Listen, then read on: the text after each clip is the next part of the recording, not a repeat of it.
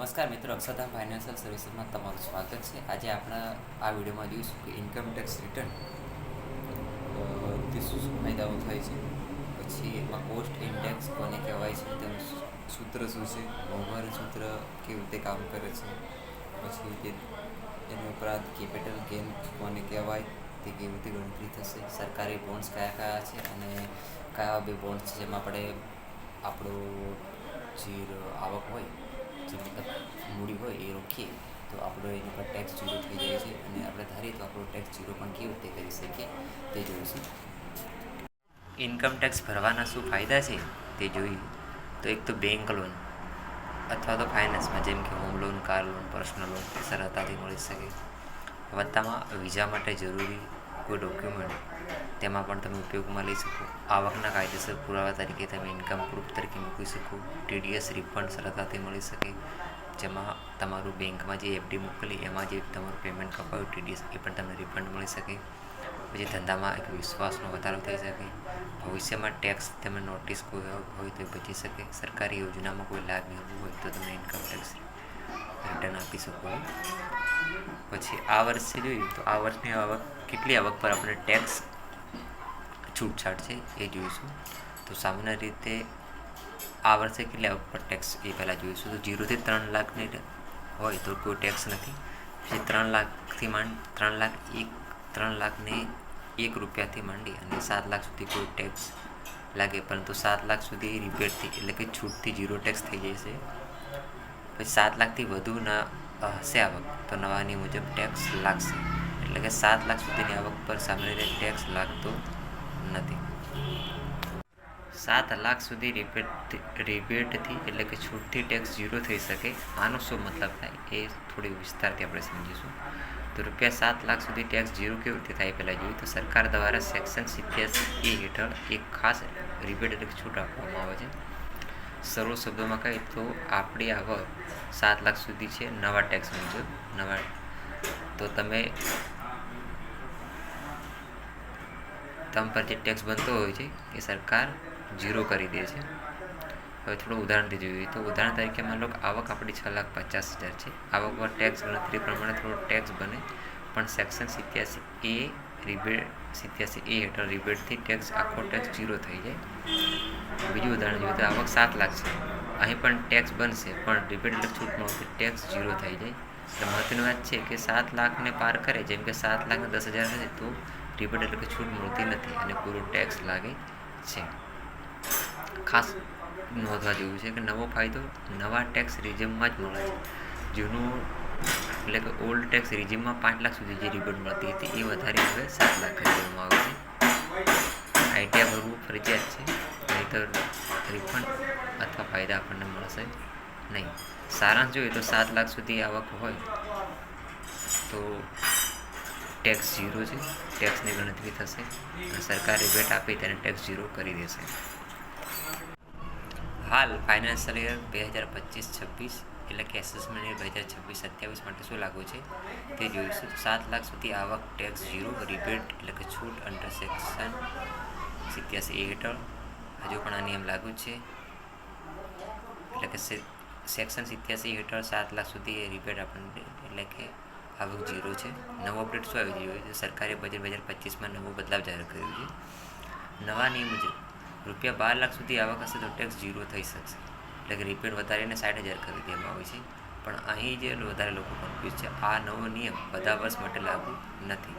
આ ક્યારે લાગુ પડવાનો છે? એટલે કે ફાઇનાન્શિયલ 2025-26 આ વર્ષથી આગળના કેટલાક કેસમાં, એટલે કે અત્યારે ફાઇનાન્શિયલ 2025 ચાલે છે, જેમાં તારીખ 1/4/2025થી માંડીને 31/3/2026 એને ફાઇનાન્શિયલ કહેવામાં આવે છે. હવે જે આગળના વર્ષોમાં એટલે કે 1/4/2026થી માંડી અને 31/3/2027 ફાઇનાન્શિયલ યર આવશે, એમાં આપણી વાર્ષિક આવક જો 12 લાખ હશે તો એમાં ટેક્સ ઝીરો છે. અત્યારે હાલ લાગુ નથી. સરળ શબ્દોમાં તફાવત થોડો જોઈએ તો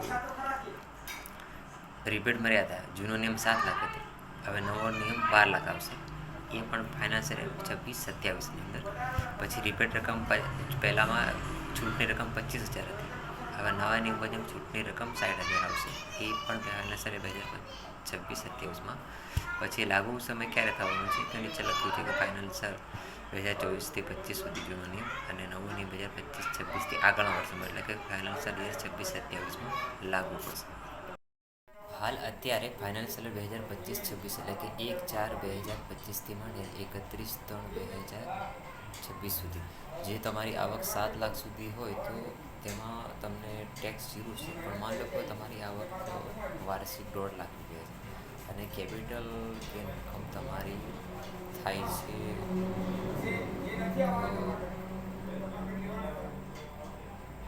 6 લાખ રૂપિયા, તો તમારી ટોટલ આવક થઈ જશે 6 + 1.5 એટલે કે 6 ને 7 7.5 લાખ રૂપિયા ટોટલ આવક થઈ. તો એની પર તમને ઇન્કમ ટેક્સ લાગશે. એટલે તમારી આવક ભલે 1.5 લાખ પણ તમારી કેપિટલ ગેઇન ઇન્કમ હશે. જો કેપિટલ ગેઇન ઇન્કમ પ્લસ તમારી પોતાની ખુદની આવક એ 7 લાખથી પ્લસ થઈ જશે તો તમને ઇન્કમ ટેક્સ લાગુ પડશે. કેપિટલ ગેઇન કોને કહેવામાં આવે છે? તો જ્યારે તમે કોઈ સંપત્તિ એટલે કે એસેટ વેચો અને તેમાં તમને નફો થાય એ નફાને કેપિટલ ગેઇન ઇન્કમ કહેવામાં આવે છે. એસેટ એટલે કે સંપત્તિમાં કોનો સમાવેશ છે? તો જમીન હોય અથવા તો પ્લેટ હોય અથવા તો મકાન હોય અથવા તો ઘર હોય અથવા સોનું હોય અથવા તો તમે રોકાણ કર્યું શેર બજારમાં અથવા તો મ્યુચ્યુઅલ ફંડ ખરીદી અથવા તો દુકાનમાં રોકાણ હોય તમારું એટલે કે દુકાન હોય તમારી વગેરેને કેપિટલ ગેઇન ઇન્કમ કહેવામાં આવે છે. સરળ ઉદાહરણમાં જોઈએ તો માની લો કે પ્લોટ 2 લાખમાં લીધું છે અને પછી 5 લાખમાં વેચ્યું તો સીધી વાત છે નફો તમને 3 લાખ થયો. આ 3 લાખ તમારી કેપિટલ ગેઇન ઇન્કમ થઈ. હવે જો કેપિટલ ગેઇનના કેટલાક પ્રકાર પણ છે. તેમાં એક શોર્ટ ટર્મ કેપિટલ ગેઇન છે અને બીજું છે કે લોંગ ટર્મ કેપિટલ ગેઇન. હવે short term capital gain income એમાં શું હોય છે કે ઓછા સમય માટે રાખીને વેચો તો સમય મર્યાદા હોય છે. જેમ કે માનો જમીન અથવા મકાન 2 વર્ષથી ઓછું રાખ્યું તો શેર તમે કોઈ ખરીદ્યા અથવા તો મ્યુચ્યુઅલ ફંડ કોઈ ખરીદી એમાં એક વસ્તુ ઓછું આ પર સામાન્ય રીતે વધુ ટેક્સ લાગે છે. અને long term capital gain income હોય તો લાંબા સમય પછી વેચો તો સમય મર્યાદામાં લો કે જમીન અથવા મકાન 2 વર્ષથી વધુ અને શેર કોઈ ખરીદ્યા હોય તો 1 વર્ષથી વધુ હોય તો આ પર ટેક્સ ઓછો અને છૂટછાટ મળશે. હવે ટેક્સ કેવી રીતે લાગે એ થોડું જોઈ લઈશું. જમીન પર હોય તો શોર્ટ ટર્મ ઓછા સમય માટે હોય તો આવકમાં ઉમેરાય છે સ્લેબ મુજબ ટેક્સ લાગે છે. અને લોંગ ટર્મ હોય છે તો એમાં 20% ટેક્સ એટલે કે ઇન્ડેક્શન સાથે આપણને 20% ટેક્સ હોય છે. હવે થોડું ઇન્ડેક્શન શું છે એ થોડું સમજી લઈશું ઝડપથી થોડો ખ્યાલ આવી જશે. ઇન્ડેક્શન કોને કહેવાય? ઇન્ડેક્શન એટલે કે મોંઘવારી ઇન્ફ્લેશન મુજબ ખરીદી કિંમત વધારી દેવી જેથી તમારો નફો એટલે કેપિટલ ગેઇન ઓછો દેખાય અને ટેક્સ ઓછો લાગે. થોડું ઉદાહરણથી સમજીશું. હવે માનો કે જમીન છે 1 લાખમાં ખરીદી 2010માં અને 2025માં તમે 5 લાખમાં વેચી તો સીધો નફો થયો 5માંથી 1 જાય એટલે કે 4 લાખ રૂપિયા નફો થયો. પણ મોંઘવારી પ્રમાણે 1 લાખ આજના સમયમાં માનીએ તો 2.5 લાખ જેવું થાય. એટલે હવે નફો 5 લાખમાંથી 2.5 લાખ કાઢ્યા એટલે 2.5 લાખ રૂપિયાનો નફો થયો. એટલે કે ટેક્સ 4 લાખ પર નહીં પરંતુ 2.5 લાખ પર લાગશે. અને આને જ ઇન્ડેક્શન્સ બેનિફિટ કહેવાય છે.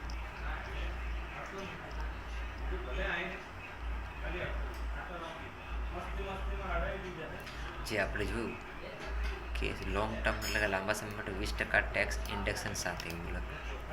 હવે શેર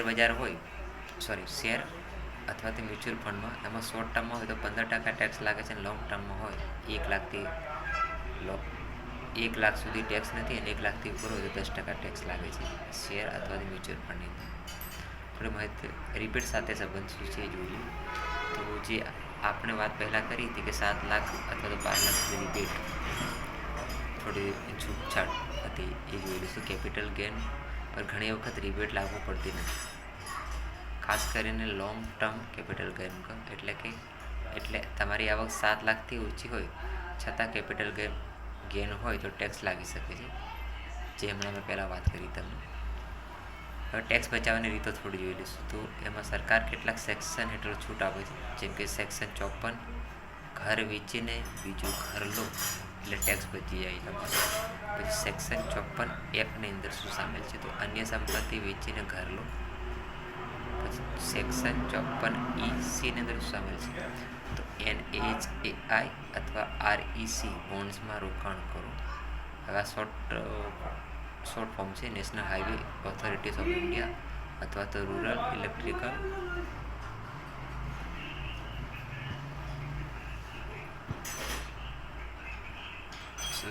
ઇલેક્ટ્રિફિકેશન કોર્પોરેશન.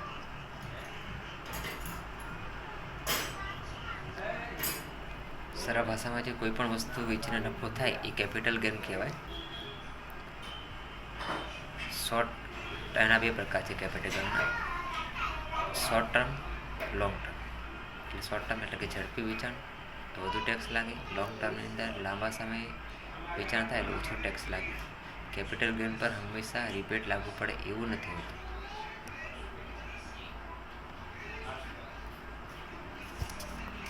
ઇન્ડેક્શન એટલે શું છે, એનો મતલબ શું થાય છે જોઈશું. ઇન્ડેક્શન એટલે કે મોંઘવારી ઇન્ફ્લેશન મુજબ ખરીદી કિંમત વધારી દેવી, જેથી તમારો નફો એટલે કે કેપિટલ ગેઇન ઓછો દેખાય અને ટેક્સ ઓછો લાગે. ઉદાહરણ તરીકે જોઈએ, પહેલાં જેવું તેમ 1 લાખની ખરીદી 2010માં હોય, 1 લાખની ખરીદી હોય 2025માં 5 લાખ વેચીએ તો સીધો નફો 4 લાખ થાય. પણ મોંઘવારી પ્રમાણે એ 1 લાખ આજના સમયમાં માને 2.5 લાખ જેટલું થાય. એટલે હવે નફો 5 લાખ 2025માં થયો, એમાંથી 2.5 લાખ બાદ કરી દેવાનો, 2.5 લાખ સીધો નફો થયો. એટલે ટેક્સ 4 લાખ લાગે, એની જગ્યાએ આપણને લાગે છે 2.5 લાખ. એ શેના કારણે? તો ઇન્ડેક્શન્સ એટલે કે મોંઘવારી મુજબ ખરીદી કિંમત વધારી દીધી એના કારણે.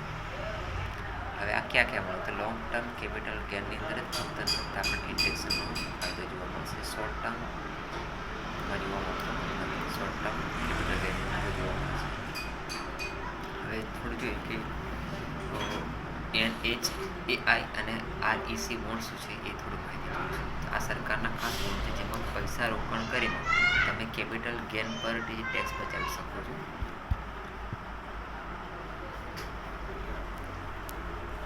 NHAIનું પૂરું નામ શું છે પહેલાં જોયેલું છે, national highway authorities of India.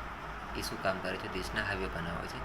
અને RECનું પૂરું નામ શું છે જોયેલું છે, તો રૂરલ ઇલેક્ટ્રિફિકેશન કોર્પોરેશન. એટલે આ શું કામ કરે છે? વીજળી પ્રોજેક્ટ્સમાં ફાઇનાન્સ આપે. હવે કેવી રીતે ટેક્સ બચાવે છે એ થોડું જોયું. જમીન અથવા તો મકાન વેચીને નફો કર્યો હોય એ નફો કેપિટલ ગેઇન એટલે કે NHAI અથવા તો REC બોન્ડ્સમાં મૂકો તો તે એ પર ટેક્સ અમાઉન્ટ 0 થઈ જશે, એટલે ટેક્સ લાગશે નહીં. એમાં થોડા નિયમ છે જોયેલું છે કે આપણે કોઈ બી તમે વેચાણ કર્યું તો વેચાણમાં જે તમારી આવક થઈ એને કેપિટલ ગેઇન ઇન્કમ કહેવાય. જેમ કે મકાન કે પ્લોટ વેચ્યો એમાં જે આવક થઈ એ વેચાણ રોકાણ કરવું પડે. બોન્ડ્સ આપણે ટેક્સ એની પર 0 ફાયદો લેવો હોય, બોન્ડ્સમાં રોકાણ કરવું હોય અને એનો ફાયદો 0 લેવો હોય, આપણે જે કેપિટલ ગેઇન 0 કરવું હોય તો એટલે એના નિયમ છે કે વેચાણ પછી 6 મહિનામાં રોકાણ કરી દેવું પડે. બીજો નિયમ એ છે કે વધારે વધારે તમે 50 લાખ સુધી રોકાણ કરી શકો. ત્રીજો નિયમ એ છે કે 5 વર્ષ સુધી પૈસા લોક રહેશે, એટલે કે લોક ઇન પીરિયડ છે અંદર. થોડું ઉદાહરણથી જોયું છે. કેપિટલ ગેઇન ઇન્કમ માનો કે આપણે 10 લાખ છે, તમે બોન્ડમાં 10 લાખ બોન્ડ્સમાં મૂકી દીધા. એટલે કે કયા બોન્ડ્સ? તો NHAI અને REC આ બે જ બોન્ડ છે સરકારના. એની અંદર મૂક્યા તો એના પર તમને લાગશે ટેક્સ 0. સરળ શબ્દોમાં કહીએ તો ઇન્ડેક્શન મોંઘવારી પ્રમાણે ખરીદી પર વધે છે, નફો ઓછો, ટેક્સ ઓછો વધારે, નફો ઓછો અને ટેક્સ ઓછો કરવાનું કામ કરે છે. જ્યારે બોન્ડ્સ એટલે કે NHAI અને RECમાં બોન્ડ્સ છે એ પૈસામાં રોકાણ કરો તો કેપિટલ ગેઇન જે તમારી હતી એની પર પણ ટેક્સ બચાવે છે. કેપિટલ ગેઇન, ઇન્ડેક્શન્સ અને બોન્ડ આ ત્રણ શું છે સમજીશું. તો થોડા ઉદાહરણ લઈશું. માનો ખરીદી વર્ષ 2010 છે, એમાં ખરીદી કિંમત આપણે 2 લાખની હતી, વેચાણ વર્ષ 2025નું હતું અને એમાં વેચાણ કિંમત 10 લાખ હતી. હવે ઇન્ડેક્શન લાગુ કર્યું. પહેલાં ઇન્ડેક્શન એટલે કે મોંઘવારી કિંમત જે દર વર્ષ ઇન્ડેક્શન લાગુ કરીશું. તેમાં માની સરળ શબ્દોમાં સમજીએ તો 2010નું કોસ્ટ ઇન્ડેક્સ જે સરકાર રજૂ આપે છે એનો 167 હતું. હવે 2025નું કોસ્ટ ઇન્ડેક્સ મતલબ 348 છે. તો હવે ગણતરી કેવી રીતે કરીશું? ઇન્ડેક્શનનું સૂત્ર કેવી રીતે કામ કરે છે જોઈશું. તો ઇન્ડેક્શનનું સૂત્ર પ્રમાણે માન લો કે કોસ્ટ ઇન્ડેક્સ હાલનું છે વેચાણ વર્ષનું 348 ભાગ્યા કોસ્ટ ઇન્ડેક્સ એટલે ખરીદીનું વર્ષ 167 એના ગુણ્યા મૂળ કિંમત. ખરીદી કિંમત કેટલી હતી આપણી? જમીન વેચાણ ખરીદી કિંમત 2 લાખ હતી. લગભગ આપણા ઇન્ડેક્સ કોસ્ટ 348 ભાગ્યા 167 એના ગુણ્યા 2 લાખ કરીશું એટલે 4,16,000 ઉપર થોડું આવશે. રાઉન્ડ ફિગર આપણે 4,16,000 ગણીએ. આ થયું આપણે ઇન્ડેક્શન કોસ્ટ. આમાં લો કેપિટલ ગેન શેની પર લાગશે?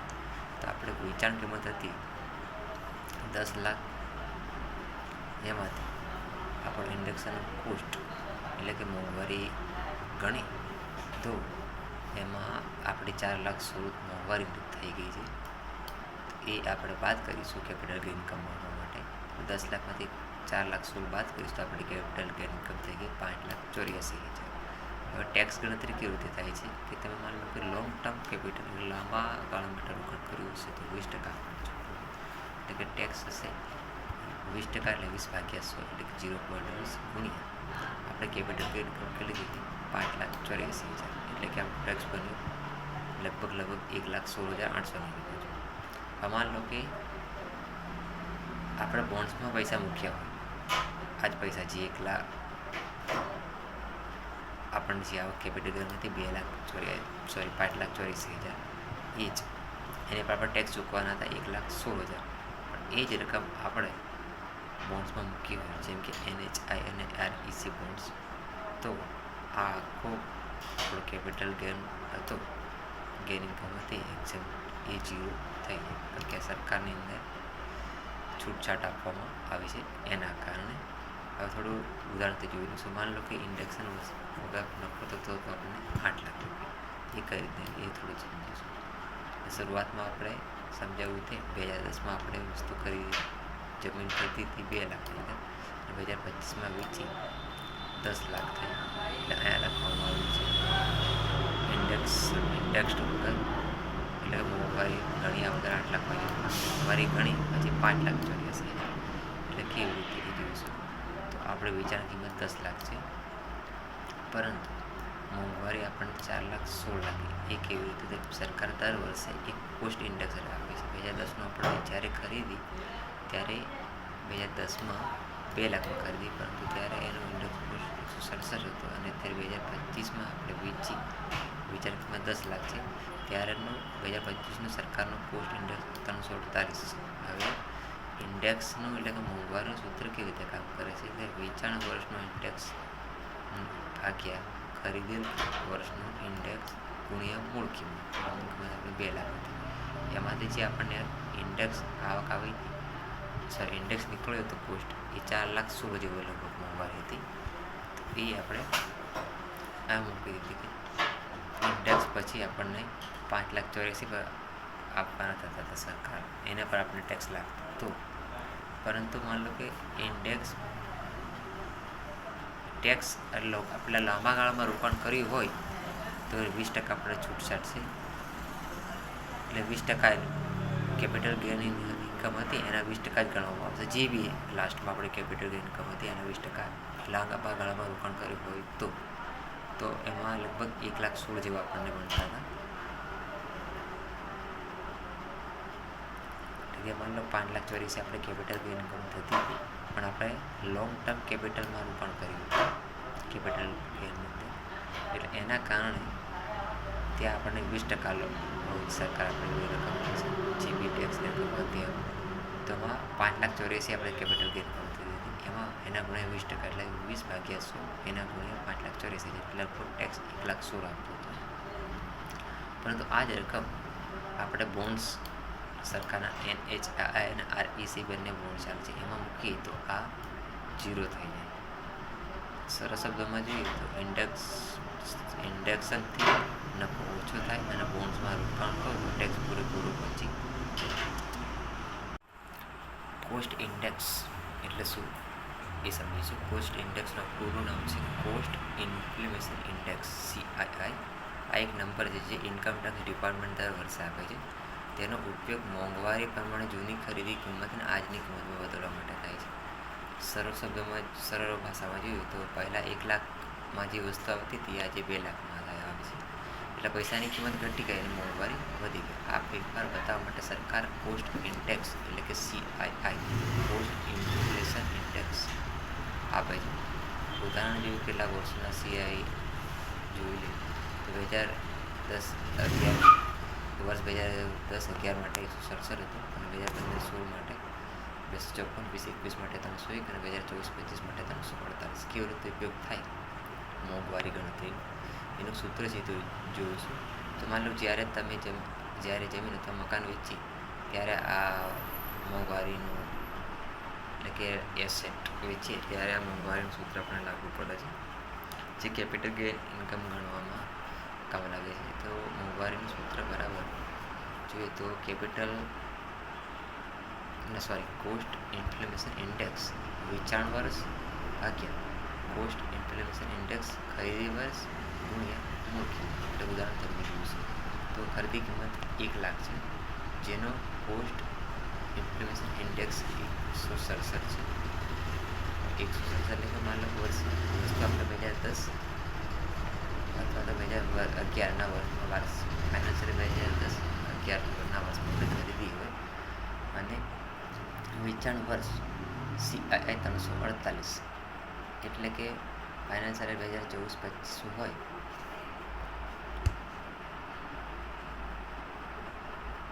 તો ઇન્ડેક્સ કોસ્ટ લગભગ એટલે મોંઘવારી લગભગ 2,08,000ની ઉપર થોડું ઘણું છે, એટલે રાઉન્ડ ફિગર આપણે 2,08,000 માનીશું. કેવી રીતે? તો વેચાણ વર્ષ 348 ભાગ્યા ખરીદીના વર્ષનો કોસ્ટ ઇન્ડેક્સ 167 ગુણ્યા પરચેસ પ્રાઇસ એટલે કે મૂળ કિંમત હતી આપણી 2 લાખ. એ કરશું એટલે લગભગ આપણે જવાબ 2,08,000 ઉપર મળશે, એટલે 2,08,000 માની ચાલીએ. એટલે કે તમે 1 લાખ નહીં પણ 2,02,800 એટલે 2,08,000 ગણાવી શકો. શા માટે જરૂર છે હવે? તો સાચો નફો બતાવવા, મોંઘવારીનો ફાયદો આપવા માટે અને ટેક્સ ઓછો કરવા માટે. હવે મહત્વનું થોડું વાત જોઈએ તો કોસ્ટ ઇન્ડેક્સ ફક્ત long term capital gain income છે એમાં જ મળે છે, શોર્ટ ટર્મમાં નથી મળતું. કોસ્ટ ઇન્ડેક્સ મોંઘવારીનો માપ દર્શાવે છે. સરકાર દર વર્ષે જાહેર કરે છે, ટેક્સ ઓછો કરવામાં મદદ કરે છે.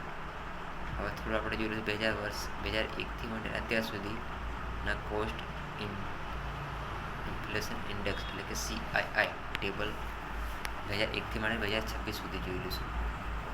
ફાઇનાન્શિયલ યર 2001-2 એના માટે કોસ્ટ ઇન્ડેક્સ CII હતો 100, ફાઇનાન્શિયલ 2002 અને 3 માટે હતો 105, 2003થી 4 માટે 109, 2004થી 5 માટે 113, 2005થી 6 માટે 117, 2006થી 7 માટે 122, 2007થી 8 માટે 129, 2008થી 9 માટે 137, 2009થી 10 માટે 148, 2010-11 માટે હતો 167,